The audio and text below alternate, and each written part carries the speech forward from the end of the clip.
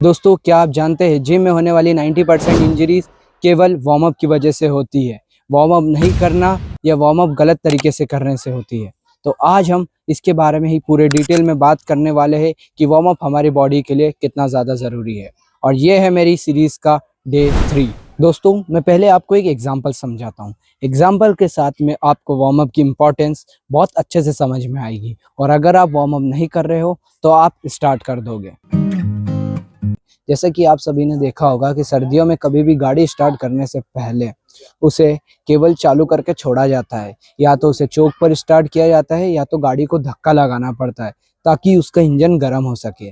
वैसा ही सेम हमारी बॉडी के साथ है कि हमें कुछ भी एक्सरसाइज करने से पहले हमें हमारी बॉडी को गर्म करना पड़ता है। अगर हम हमारी बॉडी को गर्म नहीं करेंगे तो कहीं ना कहीं हमारी बॉडी में हमको इंजरी हो सकती है। या तो हमारी नस फटने का डर रहता है, या तो कहीं ना कहीं हमें इंजरी होने का बहुत ज़्यादा ही डर रहता है। मैंने इस वीडियो में वार्म अप को 4 पॉइंट्स में बांटा हुआ है। फर्स्ट पॉइंट, बॉडी टेम्परेचर बढ़ाना। जैसे कि आप सभी ने देखा होगा कि कार को ठंड में कभी भी स्टार्ट करना पड़ता है तो उसे गर्म करना पड़ता है। उसी प्रकार से बॉडी की मसल्स को एक्टिव करने के लिए हमें वार्म अप करना पड़ता है, जिसके कारण हमारी मसल्स गर्म होती है, जिसका टेम्परेचर बढ़ता है और वह फ्लेक्सिबल हो जाती है और किसी भी एक्टिविटी को करने के लिए रेडी हो जाती है। अब बात कर लेते हैं सेकेंड पॉइंट की, दैट इज़ इंजरी से बचाव। अगर आपकी नसें कड़क और ठंडी होती है तो उनके खिंचाव और फटने का डर बहुत ज़्यादा बढ़ जाता है। अगर आप वार्म अप एक्सरसाइज करते हो तो आपकी इंजरी का डर बहुत ही कम हो जाता है। ये था हमारा सेकेंड पॉइंट। अब जान लेते हैं what is third point. Third point है ब्लड फ्लो और ऑक्सीजन। अगर आप वार्म अप करते हो तो आपका ब्लड फ्लो धीरे धीरे बढ़ने लगता है, जिससे आपके मसल्स तक ऑक्सीजन पहुंचती है और आप ज़्यादा मेहनत के लिए तैयार हो जाते हो और आप पूरे अच्छे तरीके से वर्कआउट कर पाओगे। कुछ लोग इसे समझते हैं कि ये वेस्ट ऑफ टाइम है, बाकी ये वेस्ट ऑफ टाइम नहीं है। अगर आप वार्म अप नहीं करते हो तो कहीं ना कहीं ये आपको इंजरी कर सकता है। तो हमेशा वर्कआउट करने से पहले आपको वार्म अप स्टार्ट करना होगा।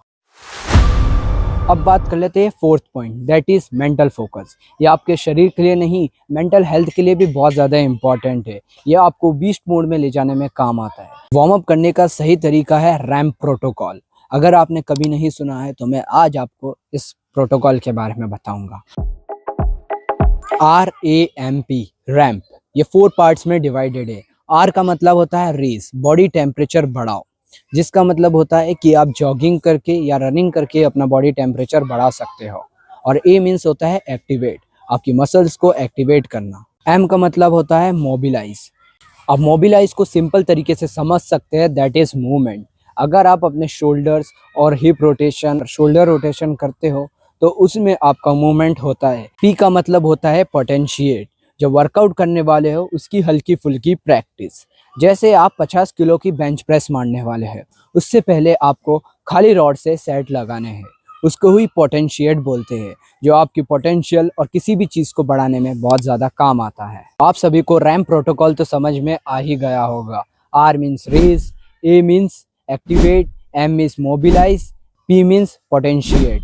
ये पूरा हमारे वार्म अप के लिए रैम्प प्रोटोकॉल होता है। अगर आपने उसको फॉलो कर लिया तो आपका वार्म अप और भी अच्छे से होगा। ये था हमारा वार्म अप के ऊपर पूरा डेडिकेट वीडियो, और मैं इसी के साथ में वार्म अप एक्सरसाइज भी इंक्लूड करूंगा आगे की वीडियोस में, ताकि आपको समझ में आएगा कि जिस दिन चेस्ट का वर्कआउट कर रहे हो तो आपको उस दिन कौन सी वार्म अप एक्सरसाइज करनी है।